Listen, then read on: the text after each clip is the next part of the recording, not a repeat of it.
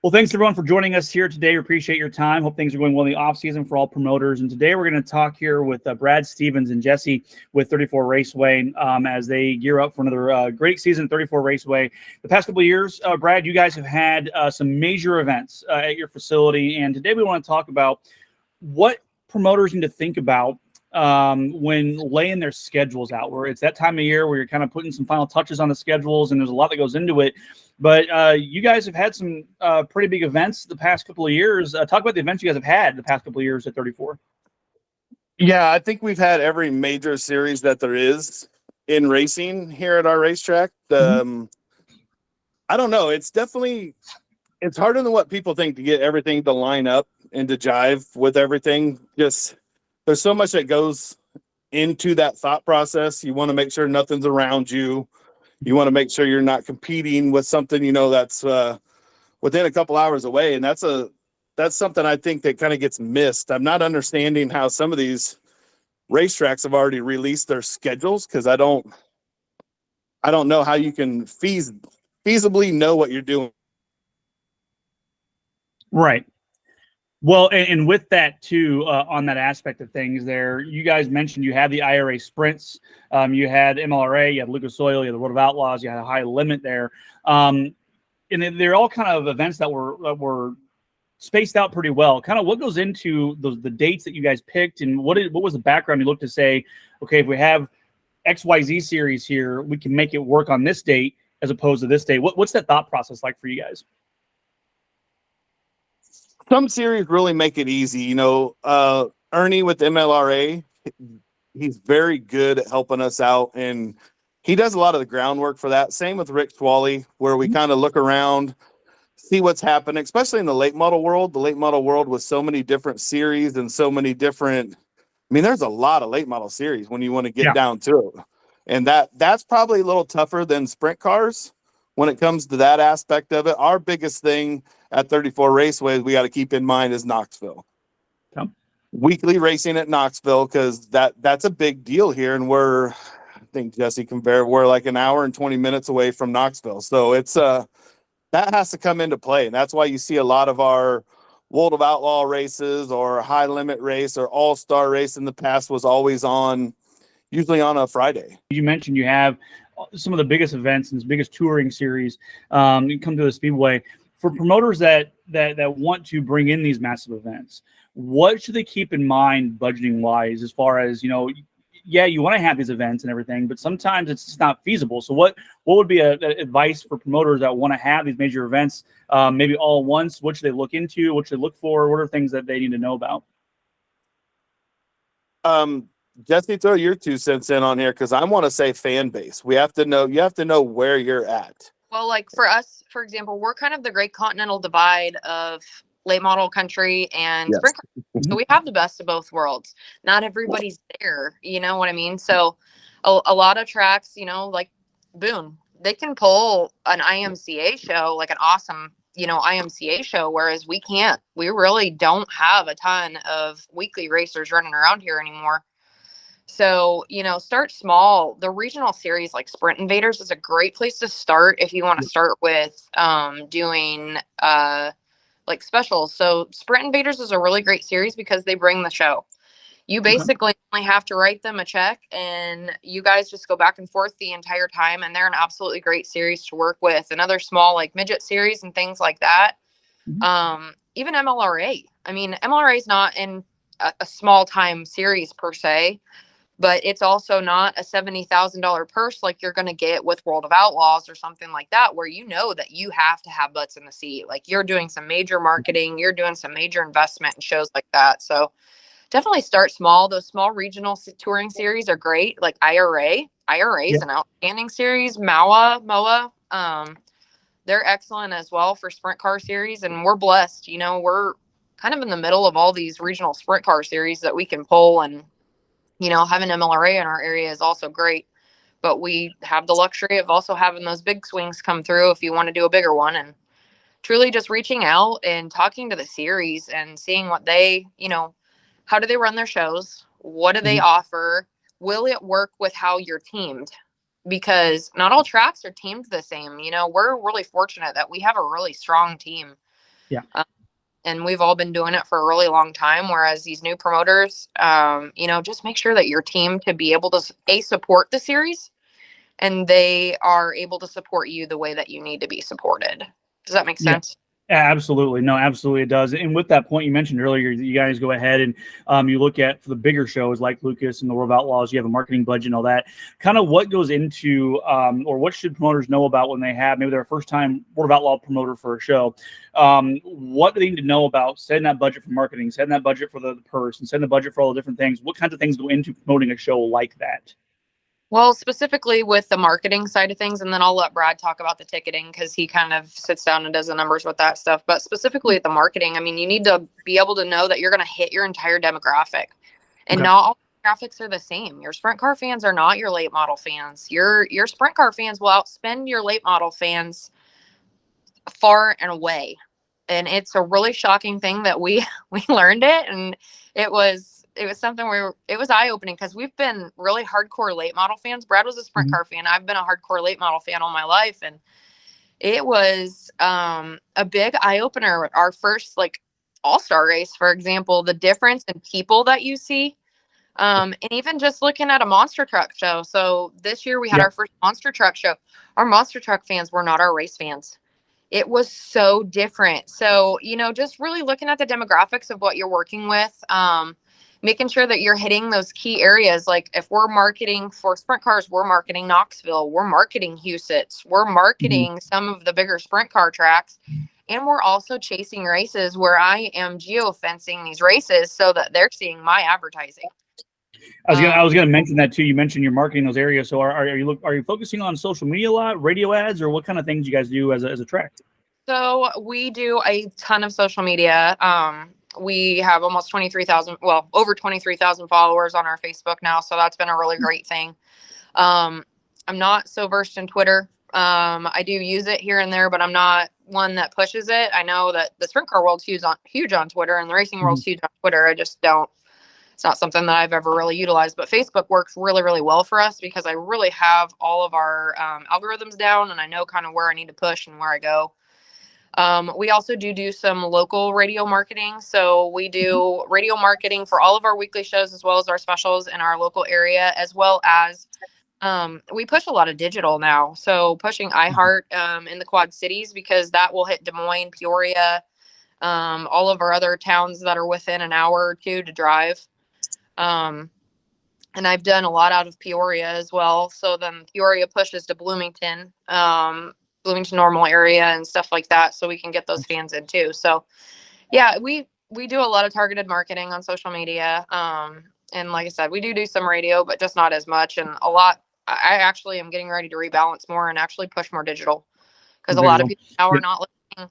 I hate to say it, because our local radio is absolutely outstanding to work with, but they don't have that digital side. So I'm actually getting ready to start pushing a little bit more towards that digital side, especially for some of our smaller races. I mean, our $5 night, why wouldn't somebody from the Quad Cities, knowing that they're going to pay $5 to come into our $5 night, come on down and try our track out when they haven't been before?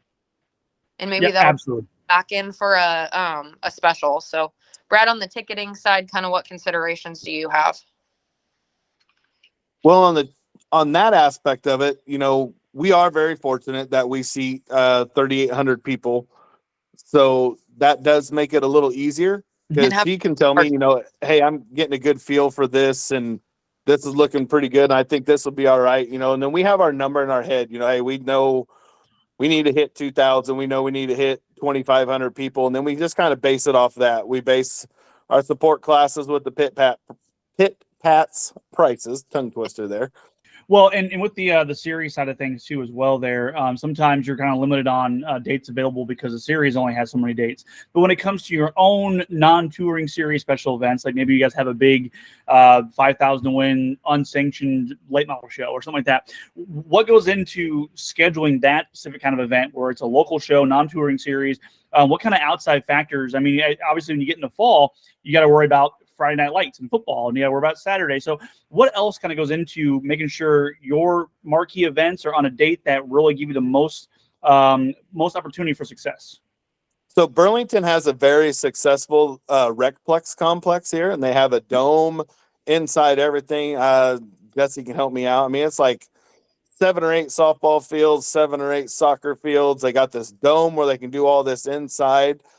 And when they have a tournament, like they have a few huge tournaments, we need to know that because that'll affect our crowd. Big time affect our crowd. Availability for guests out of town. We can't get hotels. Okay. Because when these guys have these tournaments, and that's something that we learned over the time too, is hey, we're thinking about doing this.